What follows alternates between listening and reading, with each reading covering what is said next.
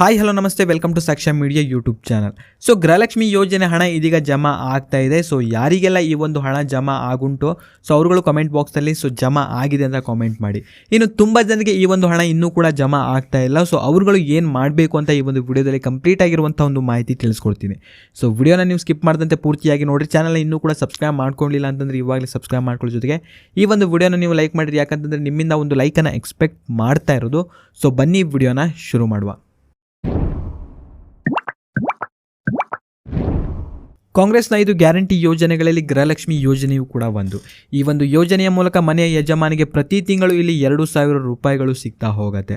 So ಇಲ್ಲಿಯವರೆಗೆ total ಆಗಿ 18 ಕಂತುಗಳನ್ನು ನೀಡಲಾಗಿದೆ. ಅಂತಂದರೆ 36,000 ರೂಪಾಯಿಗಳು ಗೃಹಲಕ್ಷ್ಮಿ ಯೋಜನೆಯ ಫಲಾನುಭವಿಗಳಿಗೆ ನೀಡಲಾಗಿದೆ. ಸೊ ಇವಾಗ ಜಮೆ ಆಗಬೇಕಾಗಿರೋದು 3 ತಿಂಗಳಿನ ಕಂತಾಗಿರುತ್ತೆ. ಸೊ ಇದು ಬಂದ್ಬಿಟ್ಟು ಫೆಬ್ರವರಿ, ಮಾರ್ಚ್ ಹಾಗೂ ಮೇ ತಿಂಗಳಿನ ಕಂತು. ಆ್ಯಂಡ್ ಇದೀಗ ಮೇ ತಿಂಗಳಿನಲ್ಲಿ 1 ಕಂತಿನ ಹಣವನ್ನು ಮಾತ್ರ ಇದೀಗ ಸರ್ಕಾರ ಜಮೆ ಮಾಡಲಾಗಿದೆ. ಸೊ ತುಂಬ ಜನರಿಗೆ ಈ ಒಂದು ಹಣ ಬಂದ್ಬಿಟ್ಟು ಮೇ 20ನೇ ತಾರೀಕಿನ ನಂತರ ಈ ಒಂದು ಹಣ ಜಮಾ ಆಗ್ತಾ ಇದೆ. ಸೊ ಯಾರಿಗೆಲ್ಲ ಈ ಒಂದು ಹಣ ಜಮಾ ಆಗ್ತಾ ಉಂಟೋ ಸೊ ಅವರುಗಳು ಪ್ರತಿಯೊಬ್ಬರು ಕೂಡ ಕಾಮೆಂಟಲ್ಲಿ ತಪ್ಪದೆ ಕಾಮೆಂಟ್ ಮಾಡಿ ತಿಳಿಸಿ. ಆ್ಯಂಡ್ ಇನ್ನು ತುಂಬ ಜನ ಕಾಮೆಂಟ್ ಮಾಡಿ ಹೇಳ್ತಾ ಇದ್ರಿ, ಸೊ ನನಗೆ ಈ ಒಂದು ಹಣ ಇನ್ನೂ ಕೂಡ ಜಮಾ ಆಗ್ತಿಲ್ಲ ಅಂತ. ಸೊ ಅವರುಗಳು ಕೂಡ ವರಿಪಡುವಂತಹ ಒಂದು ಅವಶ್ಯಕತೆ ಇರೋದಿಲ್ಲ. ಸೊ ಎಲ್ರಿಗೂ ಕೂಡ ಈ ಒಂದು ಹಣ ಇದೀಗ ಜಮಾ ಆಗ್ತಾ ಇದೆ. ಆ್ಯಂಡ್ ನಿಮಗೆ ಈ ಒಂದು ಹಣ ಜಮಾ ಆಗಿಲ್ಲ ಅಂತಂದರೆ ನಿಮಗೆ ಸ್ಕ್ರೀನಲ್ಲಿಯೂ ಕೂಡ ನೋಡ್ತಾ ಇರ್ಬೋದು, ಒಂದು ಟೋಲ್ ಫ್ರೀ ನಂಬರ್ನು ಕೂಡ ಕೊಟ್ಟಿದ್ದೀನಿ. ಆ ಒಂದು ನಂಬರ್ಗೆ ನೀವು ಮಿಸ್ ಕಾಲ್ ಅಥವಾ ಒಂದು ಕಾಲನ್ನು ಮಾಡಬೇಕಾಗತ್ತೆ. ಸೊ ನಿಮಗೆ ಒಂದು ಮೆಸೇಜು ಕೂಡ ನಂತರ ಬರುತ್ತೆ. ಅದ್ರ ಬಗ್ಗೆ ನಿಮಗೆ ಕಂಪ್ಲೀಟ್ ಆಗಿರುವಂತಹ ಒಂದು ಮಾಹಿತಿ ಅಲ್ಲಿಯೂ ಕೂಡ ನಿಮಗೆ ಸಿಗುತ್ತೆ.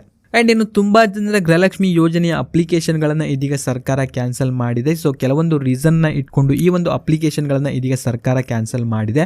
ಸೊ ಅವರುಗಳು ಇದೀಗ ಏನು ಮಾಡಬೇಕು ಅಂತಂದರೆ ಮತ್ತೊಮ್ಮೆ ನೀವು ಗೃಹಲಕ್ಷ್ಮಿ ಯೋಜನೆಗೆ ಅರ್ಜಿಯನ್ನು ಸಲ್ಲಿಸಬೇಕಾಗತ್ತೆ.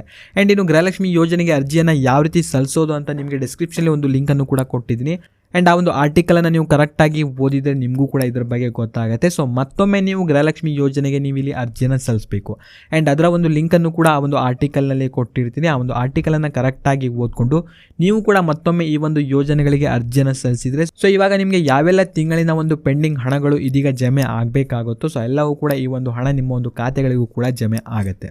ಆ್ಯಂಡ್ ಇವಾಗ ಜಮೆ ಆಗಿರೋದು ಮೇ ತಿಂಗಳಿನ ಒಂದು ಕಂತಾಗಿರುತ್ತೆ. ಸೊ ಇವಾಗ ನಮಗೆ ಬರಬೇಕಾಗಿರೋದು ಫೆಬ್ರವರಿ ಹಾಗೂ ಮಾರ್ಚ್ ತಿಂಗಳಿನ ಹಣ. ಈ ಒಂದು ಹಣ ಇದೀಗ ಜೂನ್ ತಿಂಗಳಿನಲ್ಲಿ ಜಮೆ ಆಗ್ಬೋದು ಅಂತ ಕೆಲವೊಂದು ಮಾಹಿತಿಗಳು ಕೂಡ ತಿಳಿದು ಬಂದಿದೆ.